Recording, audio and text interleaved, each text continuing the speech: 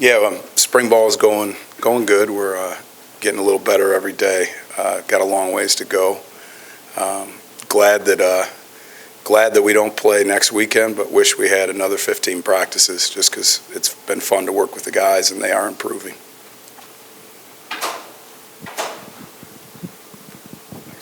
So much of what BK has talked about, and even the offensive coordinator, was just the foundation laying aspect of this. Coming from pro ranks, is it welcome for you to kind of build as well with them? Yeah, I think any time that you go through, like, this is a process, right? And the building part of a process is fun. And right now we're at the ground level of that process, and we're just trying to establish everyday habits that grow into traits. And we're working through that every day. How is that dynamic different, though, from... Oh, I got you. I'm sorry. I misunderstood your question. I think the biggest thing that's different is you're dealing with all different levels of experience of guys playing, right? I think building the unity of a team and building the locker room, I think those things aren't a whole lot different. But certainly the football acumen is different, right? And you're trying to build that along with the techniques and fundamentals needed. Matt, go ahead. Go ahead, Wilson.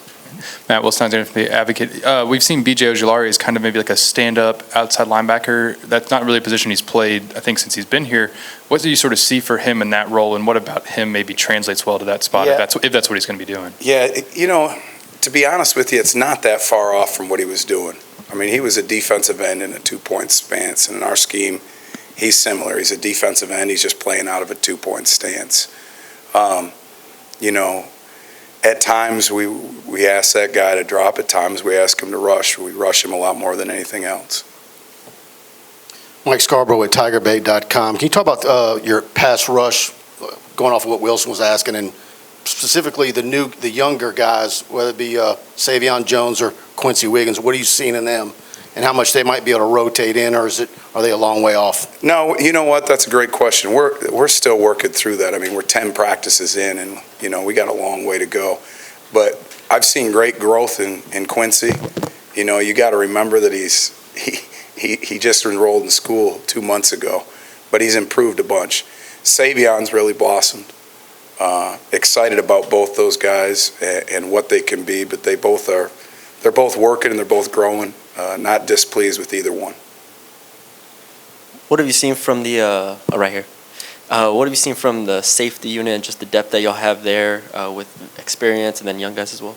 Yeah, it's been good. Coach Cooks has done a good job with those guys. We got good competition in that room right now, and those guys are pushing each other and getting better. And as we progress, I've seen those guys play things tighter and cleaner.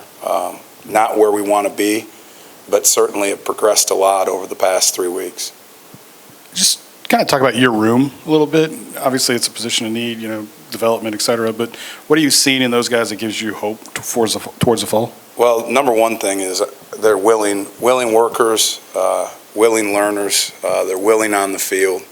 They're not scared to put in extra work, and that's the first thing, right? And there is some talent, right? They wouldn't be here if there wasn't some level of talent. Maybe not a lot of playing experience, but there is some talent. And, with willing guys, we'll get something out of them.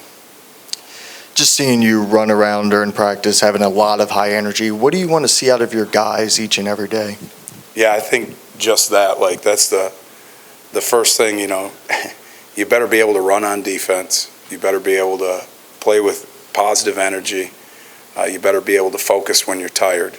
And that's really what we're striving to do. Coach Riley from the Daily Advertiser. I was sort of curious as to how important you think the starts of your practices are, because it seems like you guys kind of do this pseudo gang tackle drill, and I was sort of curious as to how important that aspect is for you guys. Yeah, that's a good question. Every part of practice is critical, obviously, but we try to set the tempo with two things that are really, really important: the ability to run and the ability to tackle. So that's the whole point of starting practice with those two things. Just pursuing the football and then finishing on the football. Hey, Coach, Jacques Doucet, WAFB TV. Can you give me or give us some insight working with Coach Kelly on a day-to-day basis, his attention to detail, maximizing each minute, second, and so forth? I tell you what, I told him the other day, it's easy to coach under him in this way. Everything's defined, right? The vision's defined, the work day's defined, the attention to detail that you need as a program's defined. And to be honest with you, as assistant coaches, that makes your job easier. Very little guessing, right? And I've been at some places where you kind of feel your way, right? Here you can tell Coach Kelly, number one, is obviously won everywhere he's been because he's got a great plan and a very detailed plan. And that makes it easier to coach. Matt, down here again, one of your linebackers is Micah Baskerville. Where's he maybe at right now as he kind of comes back for another year, but maybe seems to be a little bit further down the rotation? Yeah, Micah's improved. He's got to keep improving, and he will. I really don't look at it. I told those guys, and don't read too much into who's running out there when the first group goes and who runs out there with the second group right now, right? Because, don't look at where you're at in the line. The reality is all that matters is when you line up against Florida State, and we're going to need more than 11, I can promise you. Hey, Coach. Matt, Glenn West with LSU Country. Obviously with such a big piece like Jarek Bernard Converse out right now in that outside corner spot, just talk about some of the guys you guys are rotating in and just what you have liked about the outside corners so far. Yeah, I think Mekhi Garner has improved immensely even from last week to this week. We challenged him, and he's gotten better. It's given opportunity. I mean, Jordan Toll's a guy who hasn't got to play a bunch of corner, and now his name's called, and he's answering the bell.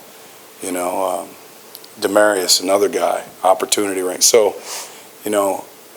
I hate it, but at the same time, it's created opportunity for other guys, which is great. Chessa Boucher with WVLA Baton Rouge TV here in Baton Rouge. Your introductory press conference, you talked about you couldn't miss this opportunity to come to LSU. Is it more so because it is a challenge going from the pros? I know that you coached in college as well, but returning to college. Yeah, I think there's a lot of factors, right? I mean, you got an elite place. You got an elite state of talent. You got an elite head coach. You got elite tradition here on defense. So there's a lot of different factors. And then, quite honestly, it is exciting to be able to be in the process of building a defense. I'll try to make this a long question so you can think about an answer, but everyone talks about the detail with Brian Kelly, and you just referenced it as well. Is it collaborative when you talk about a plan, et cetera? Are there things that you bring to him, or is it really like this is what we're going to focus on today, and it's narrowly defined? How would you describe his detail? That's a great question. So, very open to ideas, but at the same time, there's a definite roadmap. Does that make sense? So, I mean, whether it's the day, a practice day, the vision in recruiting, the vision in nutrition, the vision in teaching, the points that he wants to hammer home with the team, it's very well defined. Now, does he listen? Absolutely. Okay, but at the same time, he's got a definite roadmap. As you're trying to build your culture on defense, is there any guys that's really stepped up as a leadership role? We're still working through that part of it. There's some guys that have stepped up as an accountable guy, and to me, the first step of being a leader is you got to be accountable. A guy like Greg Brooks has done a great job. I mean, he's stepped in, he's been solid, done a great job. I think you see him improve every day. He's one of those guys. Mike Jones is improving. We got a lot of guys improving. And as they show improvement, they become more comfortable, and you see those personalities come out. Okay, but we are building through that, and I think that's a process as a unit.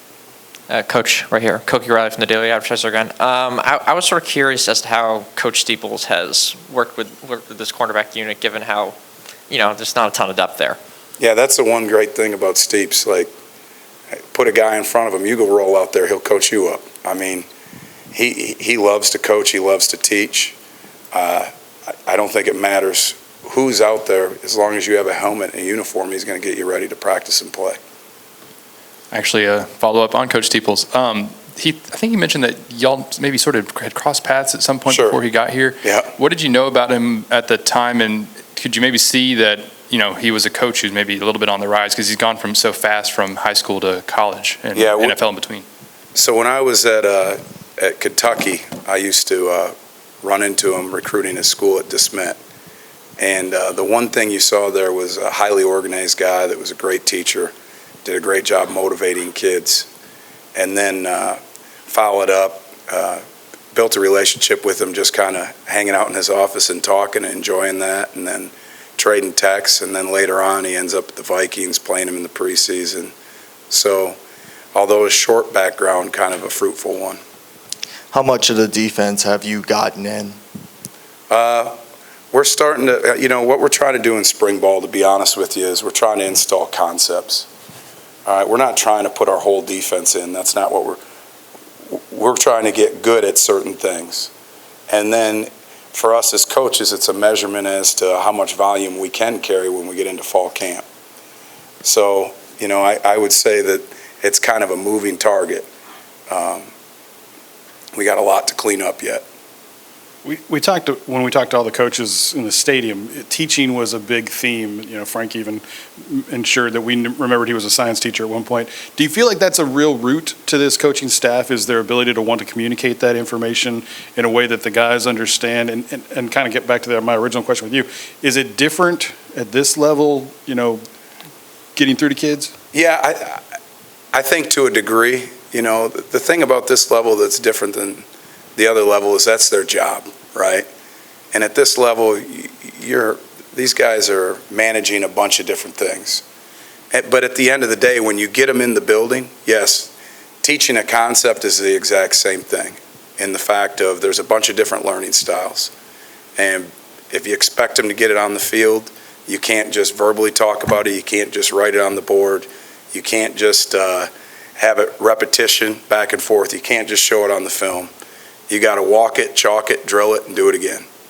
And that part doesn't change. But I do think the audience changes. Does that make sense?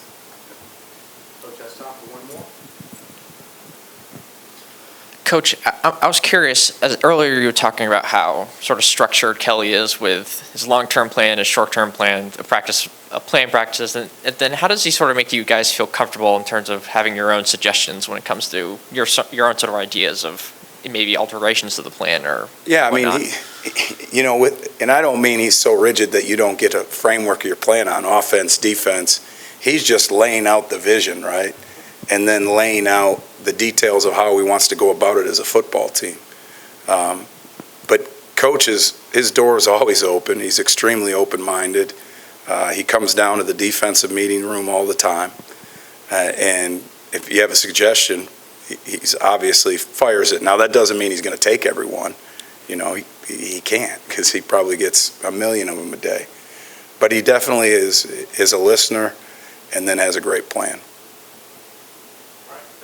Thanks, guys.